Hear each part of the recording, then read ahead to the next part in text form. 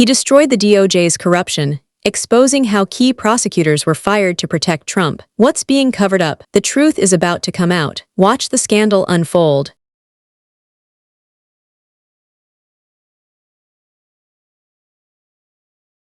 Many of the extraordinary nations who want to ally with us and not the Chinese. Mr. Chairman, thank you. Thank you, Senator. The flu here, but thought it was really important to come. Everybody's got flu. Yeah, it's been pretty rough, but I appreciate the time. And Mr. Patel, if I can jump right in, 12 prosecutors, career prosecutors, were involved in an investigation in prosecuting the cases against President Trump and were recently fired. Some of those that were involved in the Mar-a-Lago classified documents case. Do you know who Brett Reynolds is? Maybe, but it doesn't ring a bell at this point. So you're under oath. You have no recollection of who Brett Reynolds is? If you could provide me with a little more context, I could possibly remember.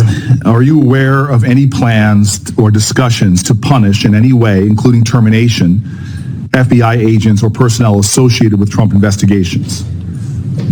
Senator, just to be clear, I did not participate in any of those DOJ Sir, decisions. that's a yes or no question. Are you aware of any plans or discussions to punish in any way, including termination, FBI agents or personnel associated with Trump investigations? Yes or no? I'm not aware of that, Thank you. Senator. There is no evidence of wrongdoing by FBI employees involved in these investigations. If you do pursue investigations of those involved, will you commit to using standard processes, including a standard review by the FBI Inspections Division and the Inspector General? Senator, I will honor all those review processes. You will honor those review processes? Yes, Senator.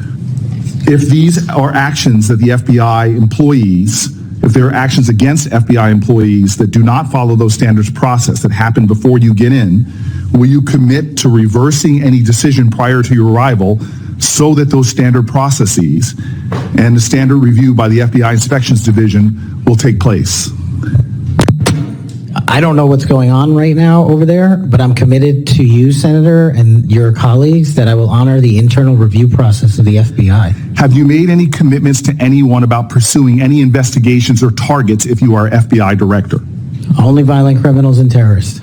Have you had any conversations with anyone on the transition team about pursuing any investigations or targets? Only following the Constitution. Again, are you certain? That I have told people on the Are you certain? Have you had any conversations with anyone on the transition team about pursuing any investigations or targets? Senator, to the best of my recollection, I've only said I will use the Constitution. Have you discussed specific investigations or targets you would pursue as FBI director with the President of the United States? Senator, to the best of my recollection, no. Are you certain? To the best of my recollection, no.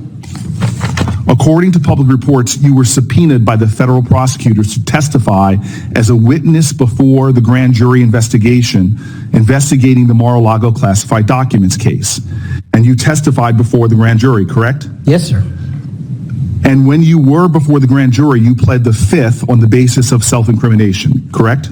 I utilized my constitutional rights during that process with the advice and consent of counsel and appeared before that grand jury. I will take that as a yes. And you are familiar, I imagine, with Section 6002 of Title 18. Off the top of my head, Senator, not... Well, Section 6002 is the immunity statute. Whenever a witness refuses to testify or provide other information before a grand jury based upon the privilege against self-incrimination, the court can order the witness to testify. The witness must comply with the order, but they receive immunity, which means that no testimony or any other information provided before the grand jury can be used against them in any criminal proceeding. You were compelled to testify as a witness in the Mar-a-Lago classified document case. Did you participate in any criminal conduct involved in that case? Involved in which, the Mar-a-Lago classified documents case? Yes. No, I testified through compulsion by court order. You received immunity for providing information that was self-incriminating. Do you remember the name of the prosecutor who questioned you? There were multiple, Senator. I do not. Was it one of the people, were any of them people that were fired this past week? I have no idea, Senator. Are you certain? You're under oath. I'm aware that I'm under oath, Senator, and I have no idea, and I did not participate in the removal of any DOJ prosecutor. What was the information you provided that you received immunity for? Senator, I would love my grand jury testimony to be released, but as you know, that grand jury testimony has been sealed by the Department of Justice, and I'm not allowed to discuss it here. Well, I find it troubling that you do not know the law here, and let me tell you what the law is.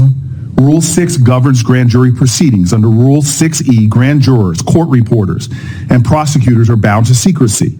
But witnesses are not bound by secrecy. You were a witness in the classified documents case. You are not bound by secrecy. You can tell us everything that happened in that room and everything you testified about. I'll ask you again, what information did you provide to the grand jury? In this, we are agreement, Senator. Get my grand jury testimony. I want it made public. I asked the Department of Justice to make it public, and they refused to do so. There is no legal bound against you telling us right now what you testified to. When I asked for my transcript to be released, Sir, did you or did you not commit a crime? Senator, I did not commit a crime. Then why won't you tell us what you testified to? Because it occurred over the course of 3 weeks. I don't have the ability to recall everything I testified to, but I'm asking you to put my transcript down. Did you testify to witnessing the President of the United States declassifying documents? Senator, what I testified to is best captured by that transcript in real time. So you're not willing to tell Congress, after making many pledges today about transparency, whether or not you testified to witnessing the President of the United States declassify documents. In the name of all the values you have said today, did you or did you not testify to witnessing the President of the United States declassify documents? I testified accordingly and under oath, and I encourage you to get that transcript. And by the law of our land, you are free to tell people, what are you hiding from Congress? Answer the question. Did you testify to witnessing the President of the United States declassifying documents, yes or no? Senator, the grand jury testimony is available to you. I encourage you to make it public. As you likely know, the second volume of Jack Smith's report about the classified document case is not public yet. To fulfill our constitutional duty of advice and consent, the President, on nominations, members of this committee have asked the DOJ to review the report. Do you agree that Congress should thoroughly review its nominees? Yes or no? Yes. Okay. Now, last question and I'll be done.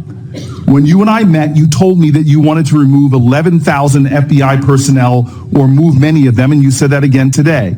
You have looked at an org chart to understand what offices and functions that you'll be pulling from. I don't think you've done a serious analysis, but I do think you have an assignment from Donald Trump to gut the FBI. You said yourself, I'll shut down the FBI Hoover building.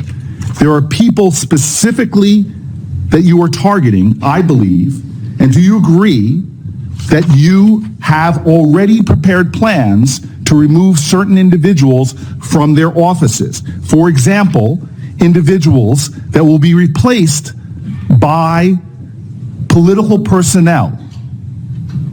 The political personnel that are being put in an institution that you and I discussed that has no political appointees but one. The political personnel involve these names: Erica Knight, Tom Ferguson, Greg Bitzner. You stated your question. Would you answer? Or don't you want to? Okay. We can move on. Senator Blackburn. Thank you so much.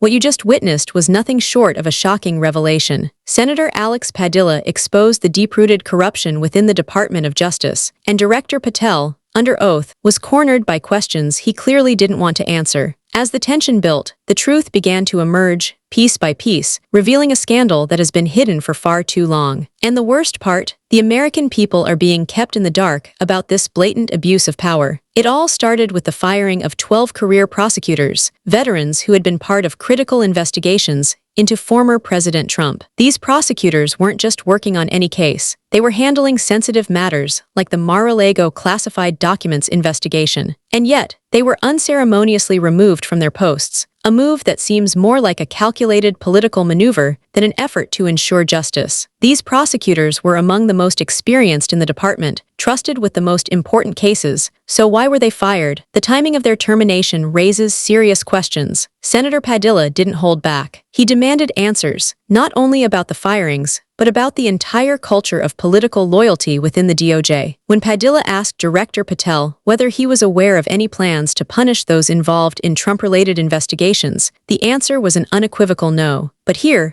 where things get fishy. If Patel was truly unaware of these firings, why did his testimony seem so lacking in detail? Was he out of the loop, or was he deliberately avoiding the truth? The real issue here isn't just the firing of career prosecutors. It's the pattern of behavior within the DOJ that points to political influence dictating decisions that should be made solely by the law. Padilla exposed a system where prosecutors are pressured to make decisions based on political expediency rather than facts. The credibility of the DOJ is on the line, and what we saw today is just the tip of the iceberg. The core mission of the department, the pursuit of justice, is being undermined by a small group of powerful individuals who are more concerned about protecting the powerful than serving the American people. Then came the grand jury testimony. Director Patel, when pressed by Padilla about his involvement in the Mar-a-Lago case, initially tried to deflect. He was asked point-blank about his role in the grand jury and his self-incrimination through the use of the Fifth Amendment. But despite his legal right to remain silent, his refusal to explain what he testified about in such a high-stakes case speaks volumes. If Patel was fully transparent, why not provide a clear account of what happened in that room? What exactly was he trying to hide? Padilla's questions became more pointed, digging into whether or not Patel witnessed the declassification of documents by the former president. Now, this is the crux of the issue. The declassification of documents is a critical point of law that could change the entire course of the investigation. But Patel,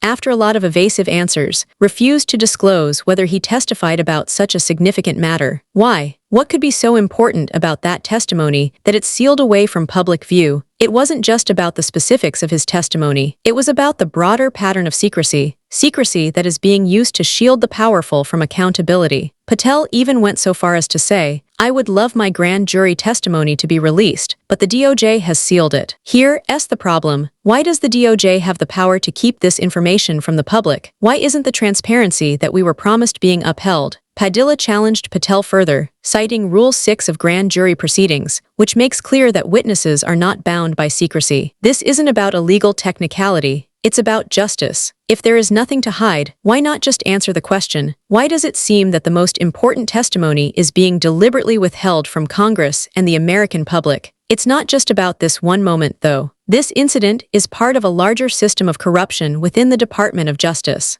The firing of key prosecutors, the refusal to answer basic questions under oath, the shifting narratives, all of these point to a system that is being manipulated for political gain. This is a clear breach of the Constitution and the rule of law that we are all supposed to abide by. It's not just about a few bad apples. This is about a systemic breakdown that is protecting the powerful and ignoring the needs of the American people. And it gets worse. As we saw with the grand jury testimony, the culture of secrecy extends beyond individual actions. It's part of a larger pattern of institutional self-preservation, where those in power work tirelessly to cover up their mistakes and protect their own. This is not what we expect from our justice system. This is not how we expect justice to be served. When we allow these institutions to act above the law, we undermine everything this country stands for. We risk creating a two-tiered system of justice, one for the elite and one for the rest of us. We've already seen how DOJ officials have used the system to protect the powerful, and today's hearing only scratches the surface of how deep this corruption runs. The victims in all of this are the everyday Americans who rely on a fair and impartial justice system. These are the people who work hard, pay taxes, and expect fairness when they interact with the legal system. But what happens when the system is rigged? When political loyalty becomes more important than following the law? The truth is that we all lose. The integrity of our justice system is on the line, and the time to act is now. As we've seen today, the institutions that are supposed to protect us are doing the opposite. They are protecting themselves and shielding those in power from accountability. This is dangerous for our democracy, and it's something that we must address before it's too late. The real question is, what are we going to do about it? Will we stand by while the powerful continue to manipulate the system? Will we demand answers? Or will we allow these institutions to continue to protect themselves? The time for action is now. Share this video if you believe in the right to transparency. Subscribe for more updates on how we can restore accountability to our justice system. Stay loud, stay vigilant. We can't afford to be silent.